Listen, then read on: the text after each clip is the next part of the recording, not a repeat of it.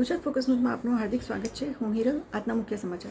National conference અને Shakti award 2025 her voice her vision woman shaping the economy મહિલા નેતૃત્વ MSME વૃદ્ધિ અને આર્થિક સશક્તિકરણની ઉજવણી કરતો એક સીમાચિહ્નરૂપ કાર્યક્રમ આદરણીય અમદાવાદ મહાનગરપાલિકા મહાપૌર શ્રીમતી પ્રતિભાબેન જૈન શહેરી સ્ત્રીઓની આર્થિક શક્તિ મૂળ સ્તરે વૃદ્ધિનું નેતૃત્વ વિષય પર પોતાની વાત રજૂ કર્યા હતા। Her voice her vision woman shaping the economy theme પર નેશનલ કોન્ફરન્સ અને શક્તિ એવોર્ડ્સ ખાતે યોજાયો હતો।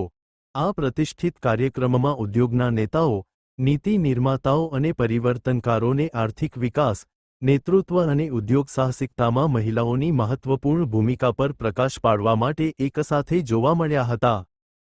मेरा नाम दीपा शर्मा है। मैं डायरेक्टर हूँ बिजनेस एंड ट्रेड एसोसिएशन की। ये ट्रेड एसोसिएशन एक दो वुमेन डायरेक्टर से फॉर्मलाइज हुआ है। हमने ये 2022 में हमने एस्टैब्लिश किया था और हमने ये इवेंट ऑर्गेनाइज किया है। ऑब्जेक्टिव ये है कि कैसे वुमेन एम्पावरमेंट को क्या है, कैसे उनको लीडरशिप के रोल पे कैसे उनको रेज करना है, वुमेन एम्पावरमेंट को कैसे आगे बढ़ाना है और जो वुमेन बहुत अच्छा काम कर रही है अपने फील्ड्स में उनको कैसे उनको रिकॉग्नाइज करना है, वो ऑब्जेक्टिव है ये इवेंट का। उनको बनाना तो किस तरह से बन सकते हैं? देखिए, एक वुमेन है जो घर भी संभालती है, बाहर का भी संभालती है, बिजनेस भी करती है।